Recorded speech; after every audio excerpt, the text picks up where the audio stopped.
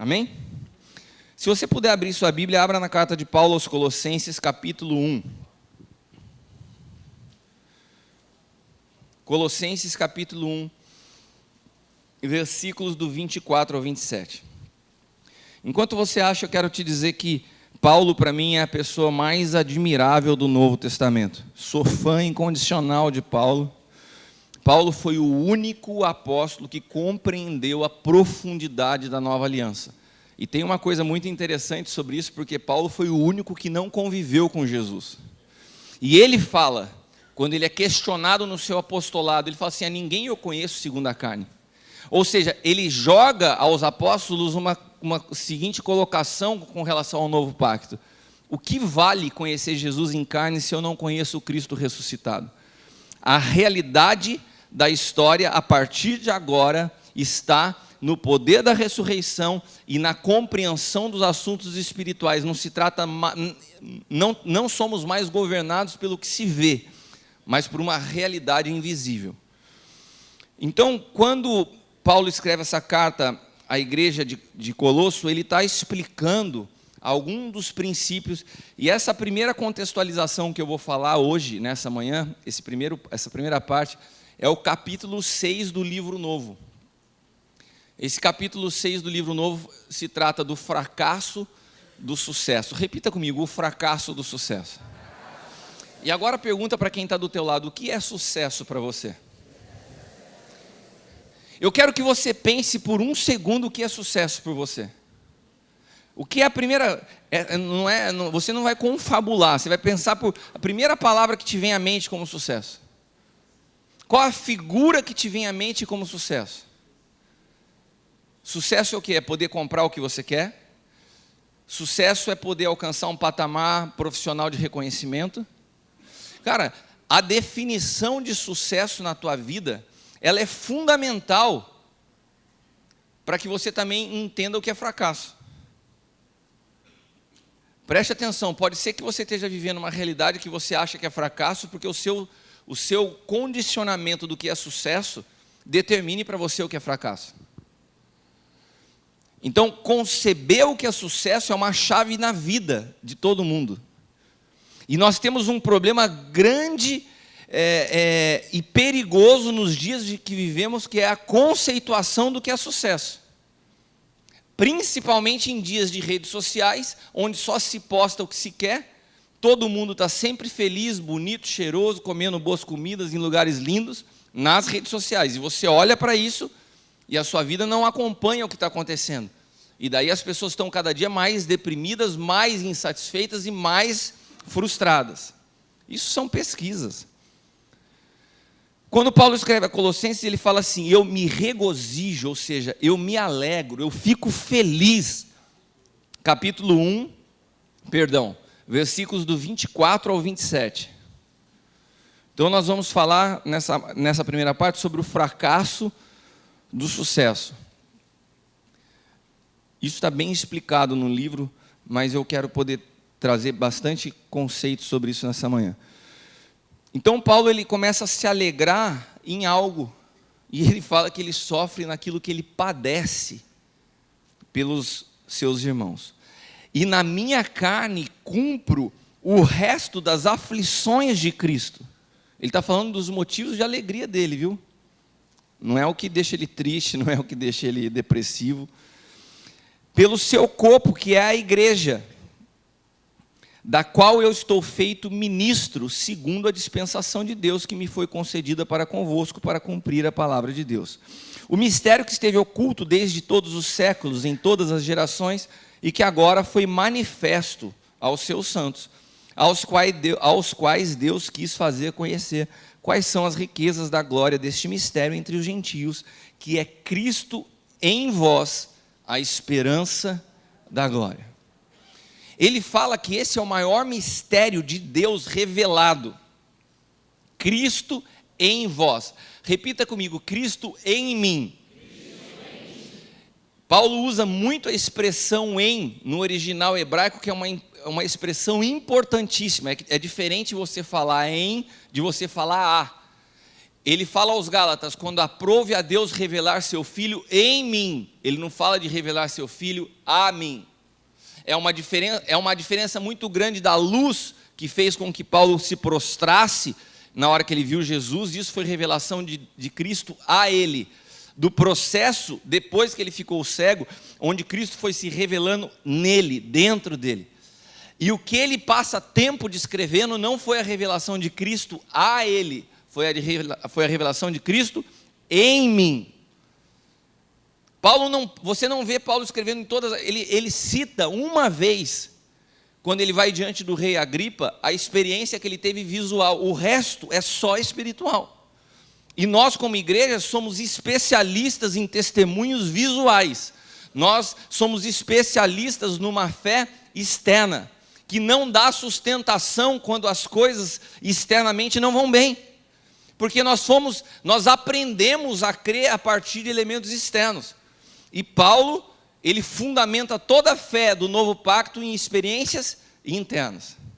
Então ele está falando que a alegria dele está na compreensão do que é o corpo de Cristo, que é a igreja, e no mistério revelado por todos os séculos, que é Cristo em mim. E nós somos ainda uma igreja que, por não saber desfrutar do maior mistério revelado, que é Cristo em mim, vivemos constantemente numa expectativa ou num escapismo para sairmos dessa terra e irmos viver com Jesus no céu. Quando a realidade do céu na terra já se faz presente, porque Ele habita em mim e habita em você. Eu não estou falando contra a vinda, eu estou falando que nós já temos motivos, porque o ápice da história descrito pela Bíblia já aconteceu. Mais do que você vê-lo, é a certeza que Ele já habita em você. Porque, irmãos, aquilo que todos os homens esperaram no antigo pacto se cumpriu em nós. Cristo vive em nós. E essa realidade, quando ela é perdida ou diluída nas expectativas externas, ela é muito frustrante. Porque você começa a criar como padrão de vida com Deus sucesso. Sucesso dentro do conceito do que o mundo entende como sucesso. Sucesso dentro do que a igreja ensinou a respeito do que é bênção. Sempre na primeira pessoa. A minha bênção, a minha vitória vai chegar, a minha conquista, o meu Deus. Então, quando a gente percebe a cruz separando o antigo de novo pacto, ela faz a morte de um indivíduo para o nascimento de um corpo coletivo. A morte do eu para a ressurreição do nós. Todo mundo que passa pela cruz aprende isso. Todo mundo que entra na cruz morre por uma natureza egoísta e nasce por um corpo que é coletivo, um organismo vivo, do qual eu sou apenas parte, para servir aos outros. Amém? Então nós vivemos dias onde esse conceito de sucesso está disseminando para dentro da igreja. Agora com os treinamentos, com os coachings, com tanto tipo de ensino que te induz ou te impulsiona a dar resultado, a ser relevante. Hoje, o que existem conferências falando a respeito de igrejas relevantes, ou de como se tornar uma mega igreja. Eu te pergunto, o que é uma mega igreja? As conferências a respeito de mega igreja explicam mega igreja como o número de pessoas. Será que Deus, quando Ele olha para uma igreja e fala assim, essa é uma mega igreja, Ele está olhando o número de pessoas? Se Deus estivesse colocando os seus olhos no número de pessoas, e isso para Ele fosse algo mega, Ele não teria escolhido 12. Muito menos os 12 que escolheu. E se para Ele visibilidade, número de seguidores, fosse constatação de sucesso e de relevância, seu filho não nasceria de forma despercebida por toda a sociedade da época. Seu pai, tem outras frases que são maravilhosas, porque hoje nós tornamos o evangelho, resumimos os evangelhos em frases, né? Então tem uma frase que fala assim, os recursos estão no propósito. E daí, quando faltam recursos, será que eu estou fora do propósito? Esse é o questionamento que eu ouço de vários pastores. Eu falo assim, de fato, aonde você tirou isso da Bíblia? A primeira pergunta que eu faço, daí o cara fala assim, pastor, mas tanto o homem de Deus está falando isso hoje. Eu falei, cara, está na Bíblia que o recurso está no propósito? Mas não está? Eu falei, vou te dar um exemplo. Você acha que José e Maria tiveram um propósito de Deus? Sim, apóstolo.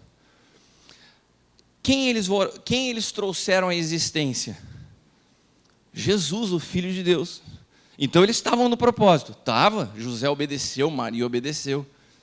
E que recurso eles tiveram para o nascimento do Filho de Deus na terra? E não tinham dinheiro para pagar uma pensão, um hotel.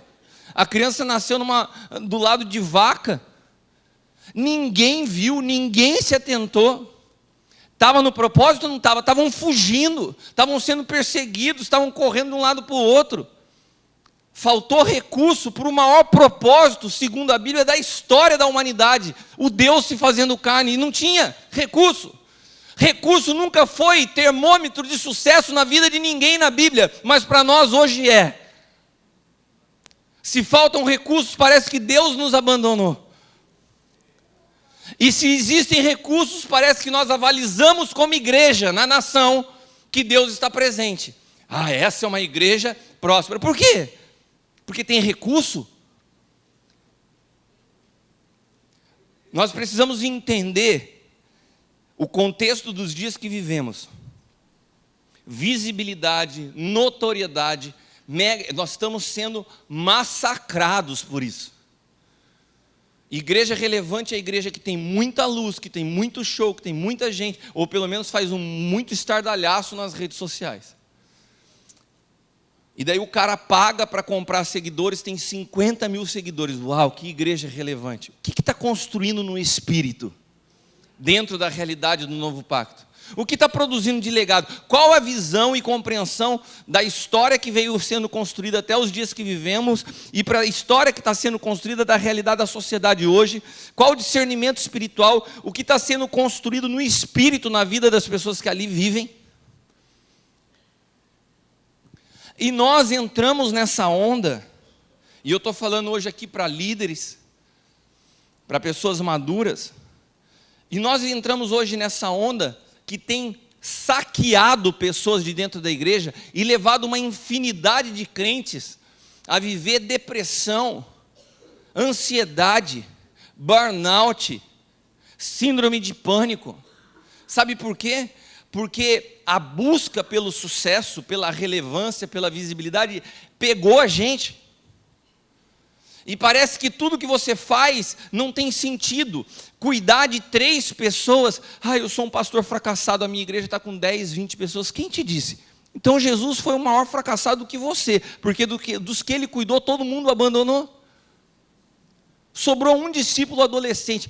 Pastor de adolescente hoje não tem muita relevância no nosso contexto. Jesus sobrou para ele João, o único. Qual a relevância do ministério de Jesus se comparado com o que nós chamamos de relevante hoje? Porque eu estou vendo pastores doentes, porque estão cuidando só de 10 pessoas.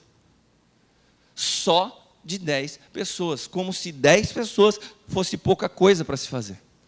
Com 10 pessoas, Jesus transformou a história. Nós não queremos cuidar de pessoas, nós queremos visibilidade e atenção sobre nossas vidas.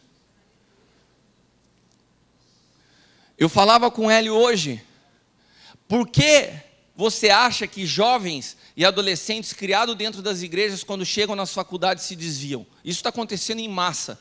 Por quê? O ambiente do mundo é muito sedutor, o comunismo, o marxismo entrou dentro das faculdades, beleza. E o que a gente pode falar de Sadraque, Mesaque e Abednego?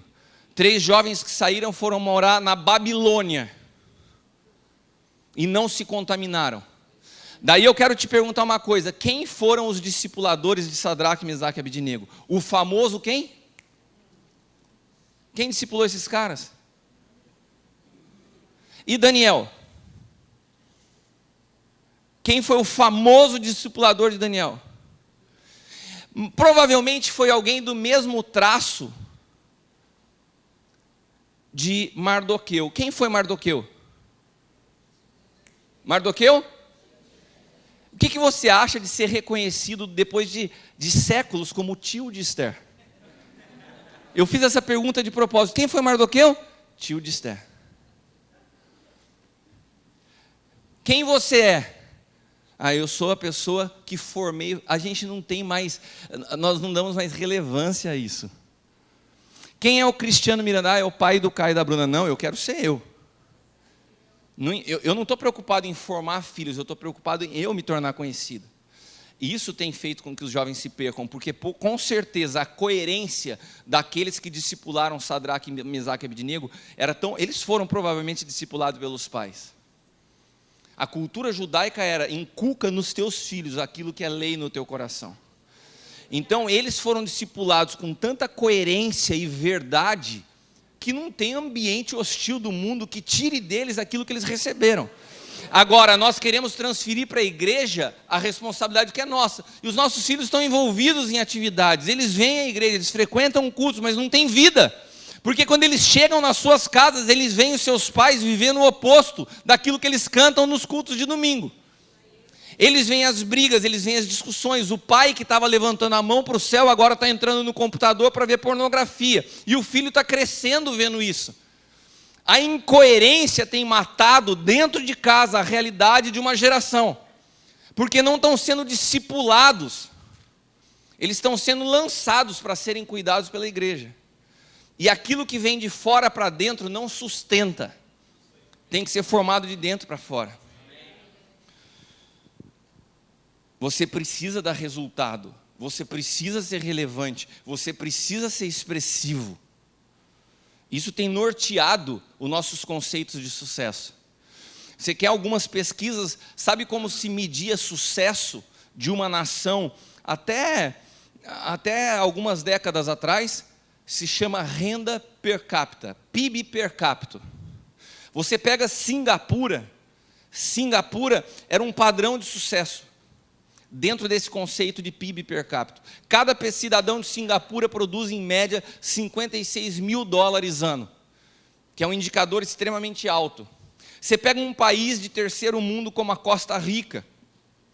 Costa Rica produz por pessoa $14 mil ano. Imagina, Singapura 56 mil, Costa Rica 15. Dentro do padrão de sucesso do PIB per capita, Singapura é uma potência. Costa Rica é um país de terceiro mundo. Daí começaram a perceber que os índices de satisfação com a vida não acompanhavam o PIB per capita. Então, o PIB per capita não era mais padrão de sucesso numa nação. Porque eles começaram a entrevistar os cidadãos dessa nação e medir índice de felicidade. E daí sabe o que acontece? Os índices da Costa Rica são muito superiores aos de Singapura. Mas Singapura é mais rico. Costa Rica é mais pobre. Daí chegaram em outro dado. Países como Alemanha, Suíça, Japão, países de primeiríssimo mundo, têm um índice de 10 suicídios a cada 100 mil pessoas. Alemanha, Suíça e Japão, 10 suicídios por 100 mil pessoas.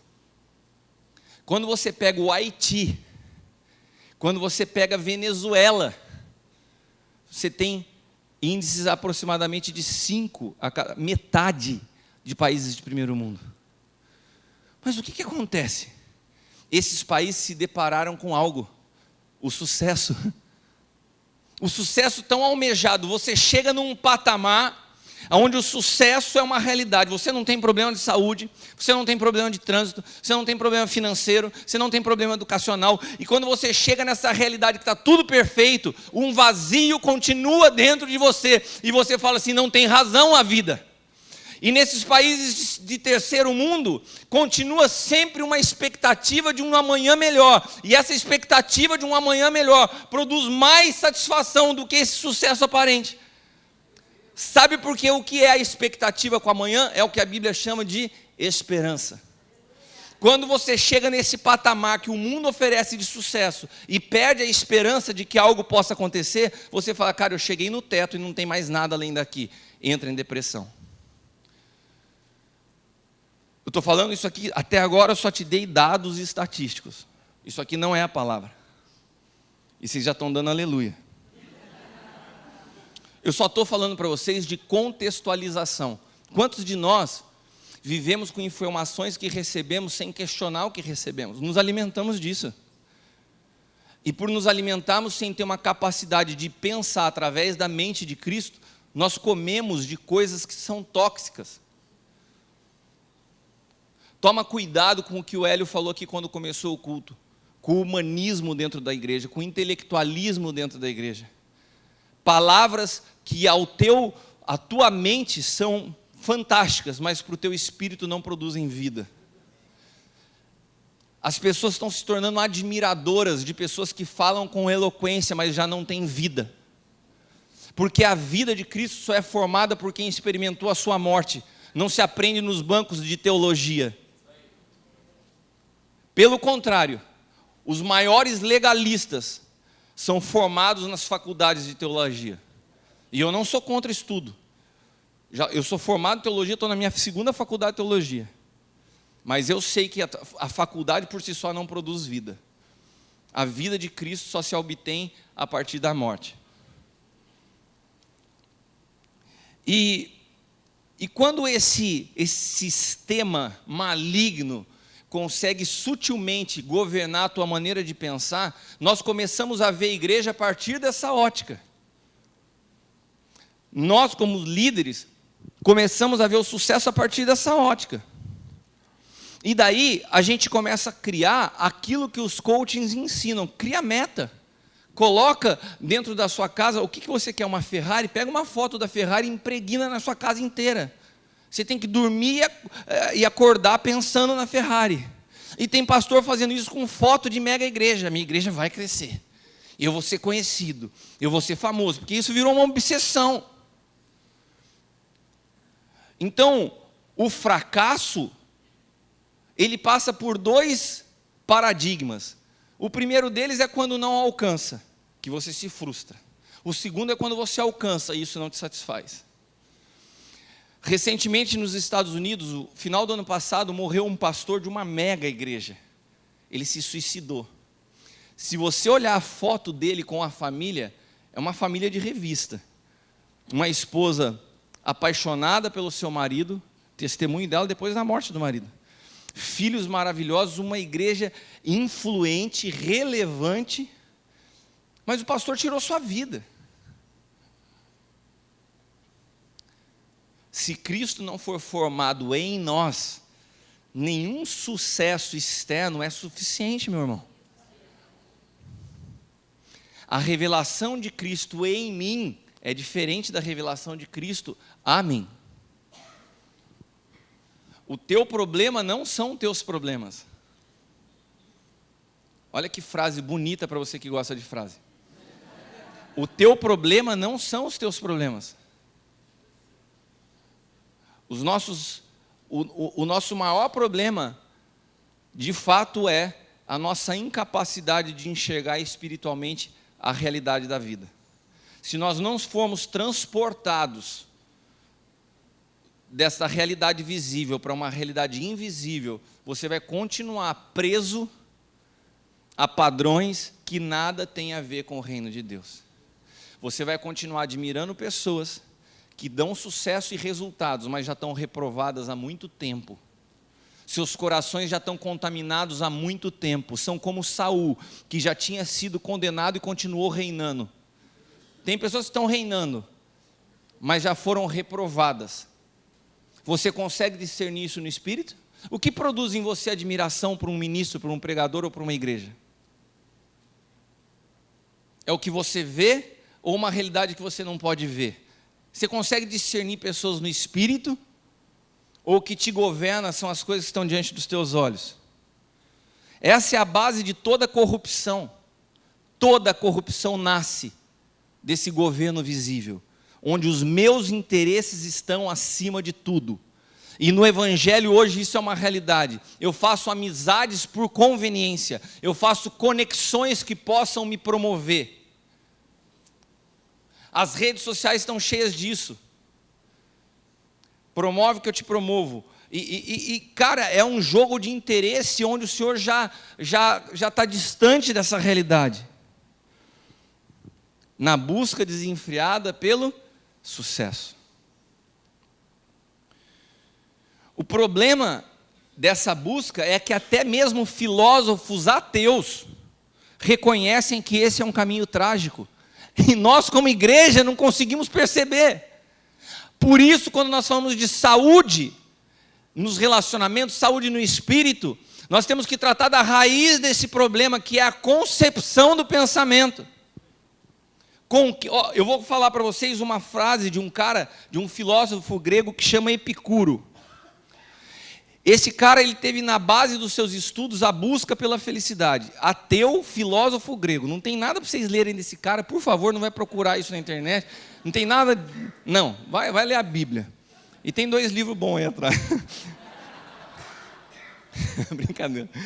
Mas olha o que esse cara dizia. Conquistas materiais não proporcionam satisfação por muito tempo. Fala assim comigo. Olha a descoberta de Epicuro. Conquistas materiais não proporcionam satisfação por muito tempo. O cara falou isso, cara. E tem gente hoje na igreja buscando o que a realidade dele fala assim, na verdade, a perseguição cega do dinheiro, da fama e do prazer só torna as pessoas infelizes. Fala de novo. Epicuro ensinava que uma amizade profunda produz a longo prazo mais alegria do que estar rodeado por pessoas em festas e prazeres. Vocês estão falando agora só de forma religiosa. Vocês estão achando engraçado? Mas quantos de nós ainda buscamos na nossa vida só muda o nome, não tira a festa, conferências e convenções? Pode ser que você tenha vindo aqui para mais uma conferência na tua vida. Ela produz para você uma satisfação de um dia, na segunda-feira você está a mesma pessoa. Nós estamos cercados de conferências nessa nação, todos os dias, deve estar umas 20 acontecendo hoje no Rio de Janeiro. E os crentes vão nas conferências, em busca do quê? De qual a fórmula do sucesso, como Deus vai dar minha bênção, como Deus vai transformar minha esposa, como Deus vai mudar Deus tem que mudar tudo à minha volta, menos eu. Está todo mundo errado, Deus tem que matar o meu patrão, ele é terrível, ele é macumbeiro, e a gente ora pelos líderes do tráfico que estão destruindo os centros de Umbanda, quase como a Inquisição, quase como o domínio católico quando chegou nessa nação, que matava em busca de impor a fé cristã. A gente está assim, irmãos. A gente celebra a destruição de um centro de macumba como se a gente estivesse combatendo as trevas, enquanto o nosso interior continua podre, nas nossas hipocrisias e nas nossas buscas pessoais, um egoísmo cego, uma busca pelo sucesso. Sabe, a gente perdeu o conceito, a definição de generosidade. Nós perdemos de vista o que é ser generoso e o que é ser solidário. Nós nos tornamos mais espíritas do que cristãos, porque solidariedade não tem a ver com generosidade. Solidariedade é, eu dou para que se apazigue o meu interior mentiroso. Isso é ser solidário. O cara roubou o ano inteiro na empresa dele, sonegou imposto, caixa 2, daí ele se veste de Papai Noel no final do ano e vai dar bola lá na comunidade. Cara, que cara solidário, que cara incrível. Ele mostra para a sociedade uma realidade que ele não é. Tem gente sendo solidário dentro da igreja.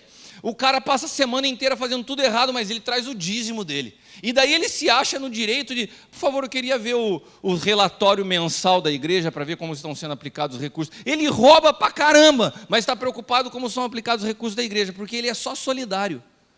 O solidário ele dá por interesse pessoal. A generosidade, ela não tem a ver com solidariedade. A solidariedade é a seguinte: eu dou do que me falta. A solidariedade é o seguinte: eu dou do que me sobra. Ah, fulano de tal está precisando tanto de um colchão. Daí você achou um colchão que você usava na sua casa de praia, embolorado, e você dá aquele colchão velho, embolorado, e fala assim: estou ajudando alguém, sou solidário. O cara ganha 100 mil por mês na sua empresa. Daí tem um irmão da igreja precisando de uma cesta básica. Ele pega e dá uma cesta básica e fala assim: eu sou incrível. Cara, você está dando migalha do que te sobra.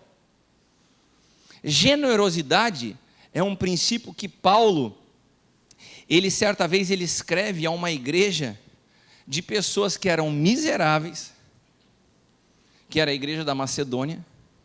Eu vou substituir, miséria é outra história, a gente vai tratar sobre miséria amanhã. Era uma igreja que era financeiramente pobre, e havia uma necessidade na igreja de Jerusalém, formada por judeus. A igreja da Macedônia diz que superabundou em sua generosidade. Irmãos, olha que insanidade. A igreja da Macedônia era uma igreja de gentios. Os judeus e os gentios não se bicavam. Eles já tinham muitas necessidades, mas eles falaram assim: nós precisamos contribuir com os nossos irmãos. E eles, na sua profunda dificuldade, superabundaram, diz a Bíblia, em generosidade com a igreja. Sabe aquilo que a gente tem hoje em dia das igrejas concorrentes que não se bicam? Não tem igreja assim? É aquele lá. O pastor, ele pode ver o capeta, mas se abrir uma outra igreja na rua é concorrente. E a igreja de Macedônia, ela tinha uma outra mentalidade do que era corpo de Cristo. E eles não deram do que estava sobrando, deram do que faltavam, porque entenderam um princípio. São parte do mesmo corpo que eu, e eu dou não do porque está sobrando, eu dou do meu melhor para um propósito. Isso é generosidade. Eu já não me movo como eu sendo o centro do universo. A voluntariedade no dar faz parte da nova natureza de Cristo. Você vê como o amém diminui nessa hora? A gente tem dificuldade com isso. Mas, de fato, isso faz parte da natureza de Cristo. Você começa a entender que melhor é dar do que receber. Você sente mais prazer em abençoar. E tudo isso aqui é o que Epicuro, como filósofo, descobre. Ou seja, não é algo difícil de ser acessado. Você não precisa ter a Cristo para entender o básico. Mas isso, eu não consigo entender como isso consegue entrar para dentro da igreja como doutrina nos dias que nós estamos vivendo e se tornar comum entre os crentes. E se tornar padrão de vida, busca pelo sucesso. E eu estou falando para vocês conferências de como tornar a tua igreja numa mega igreja, e enche. Porque nós somos atraídos pelas nossas concupiscências.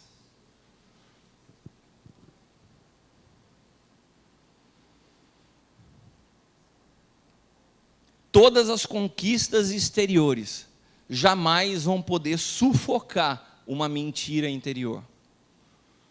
Guarde isso, meu irmão.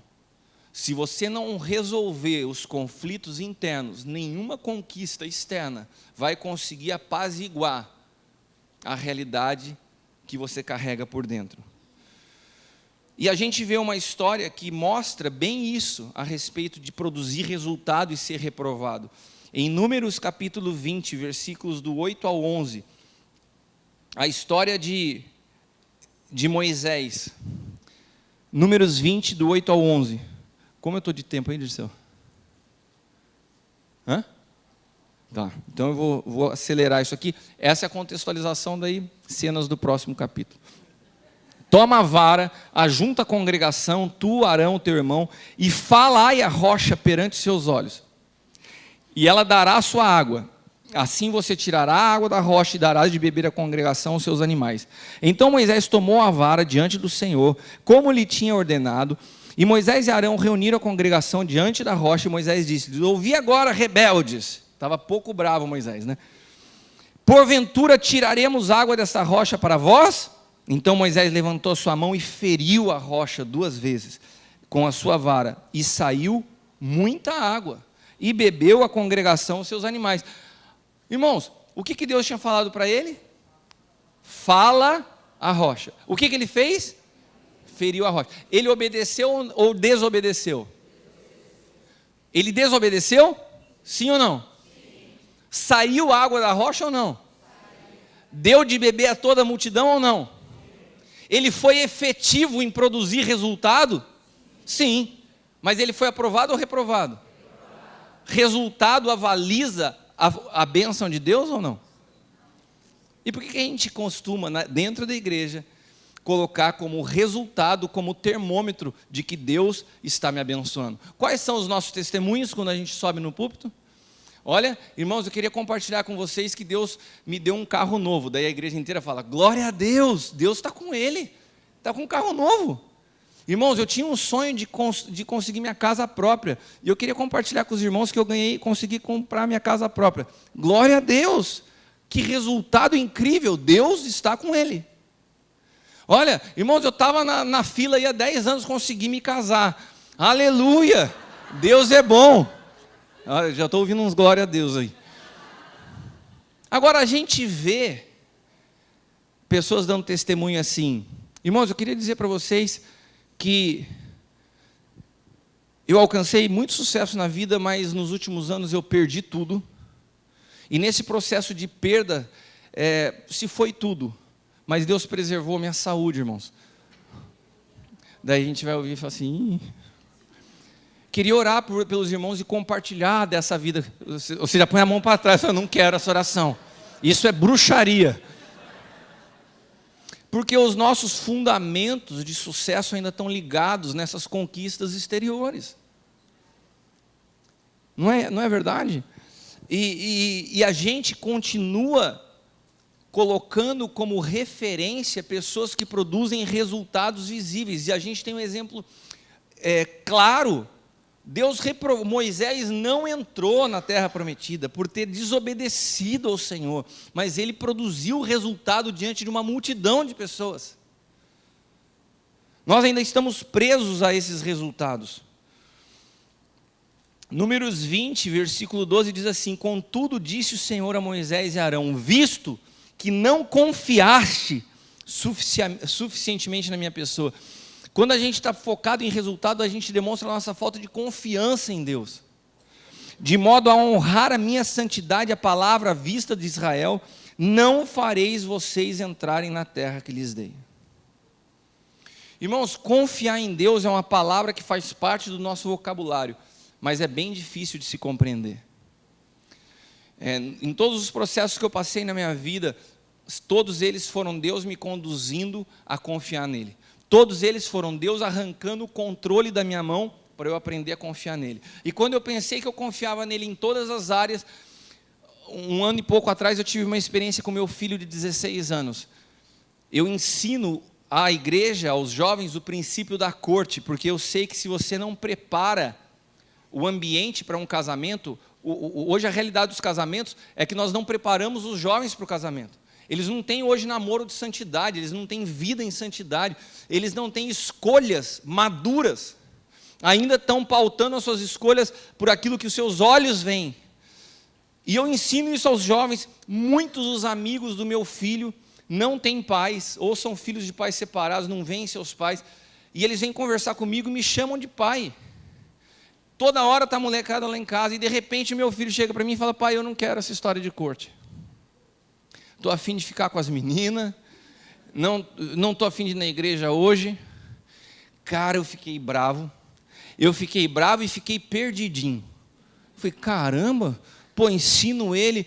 Graças a Deus nós temos um casamento maravilhoso, eu e a Leila temos há 20 anos juntos, um ambiente familiar saudável. E o Senhor falou assim para mim: se eu não edificar a casa, em vão é o teu trabalho.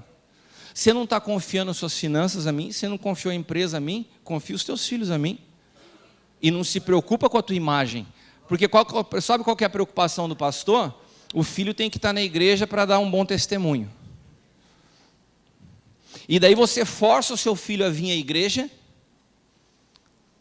ainda que ele faça o que ele quiser da vida dele, mas Sabe o que a gente está querendo ensinar aos nossos filhos? A treiná-los para serem hipócritas. Vivam de aparência, desde que a igreja veja vocês sentados no culto de domingo. E quando o Senhor me falou isso, eu falei para ele: filho, se você quiser construir um casamento, você precisa começar a construir hoje. Você acha que o que a gente vive é algo que você admira? Ô pai, sem dúvida. Então, pensei que fosse convencê-lo. Falei: pai, tudo bem, mas eu não quero isso. E o Senhor me falou mais uma vez: sou eu que vou fazer. E para surpresa dele, eu falei: beleza, a escolha, eu te apontei o caminho, como teu pai, a escolha é tua. Ah, não foi fácil, irmãos. Você ir para o culto e deixar o seu filho na porta de uma balada. Eu ia buscar, eu ficava só cercando. Mas a verdade é que eu tive que aprender a confiar. Até o dia em que ele sozinho num culto, no último lugar, eu estava aqui, e os irmãos da igreja, eu abertamente vivendo, eles sabiam de tudo.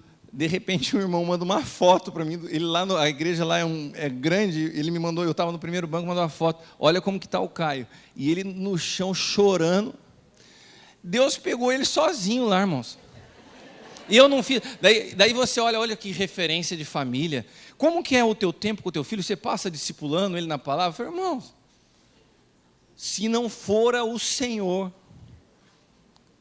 se não fosse, o que eu produzi na minha casa? A única coisa, um ambiente de coerência. Ele sozinho, através do Espírito Santo, decidiu, ele abandonou os seus amigos.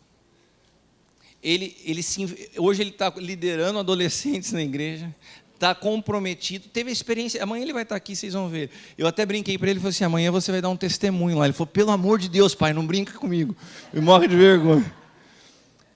Mas cara, eu vejo hoje os dois, vejo a família na presença de Deus. Eu falo assim: tudo, absolutamente tudo na minha vida eu devo ao Senhor.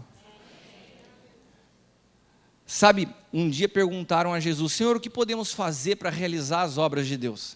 Porque a gente se prega sempre no fazer, e a gente quer dar testemunho do que a gente fez. O que nós podemos fazer para realizar as obras de Deus? Ele fala assim: para realizar as obras de Deus, vocês precisam crer naquele que Ele enviou. Não, mas eu estou querendo saber os 10 passos para o sucesso pessoal. Eu quero saber os 15 passos para o casamento feliz. Eu quero saber... Jesus falou: não tem o que você faça. Ou você crê e confia que eu faço tudo. O confiar vai muito além do que você está pensando, meu irmão. O confiar passa por soltar da sua mão o controle de todas as áreas da sua vida. Sabe, até hoje pode ser que você estivesse dirigindo o teu carro bonitão e falando assim: Jesus está sempre do meu lado. Vamos, Jesus, vamos? Venha, entra aqui. Daí um dia Jesus, com toda a delicadeza, te dá uma cotovelada na boca e fala assim: sai daí do volante. Agora você vai de passageiro e eu conduzo. Jesus, mas para onde a gente vai? Vamos indo. Vamos indo, e assim é todo aquele que é nascido do Espírito. Não sabe nem de onde vem, nem para onde vai. Eu tenho vivido isso há 5 anos na minha vida. Ele assumiu o controle. E sabe o que eu percebi? Que quando eu tinha o controle, sem perceber, eu pecava contra Deus. Porque muitas decisões eu tomei, não consciente, mas sem ouvir o Senhor. Porque quando tudo está dando certo, você acha que você é o cara. Você acha que você sabe como fazer. Até que você perde o controle de tudo, e tudo que você vai fazer. Até para você respirar, você fala: Jesus, me ajuda. Você entende que você é um sopro. E daí, cada segundo da tua vida só tem um sentido, que é a vontade do Senhor se cumprindo em você. Por isso Paulo disse: não vivo mais eu. Cristo vive em mim. E a vida que eu vivo na carne, eu vivo pela fé no Filho de Deus. Irmãos, essa é a contextualização para que nós possamos entrar na segunda etapa agora, no que é maturidade espiritual, para que a gente possa viver uma vida plena de saúde e nos nossos relacionamentos no Espírito. Amém? Você pode aplaudir o Senhor?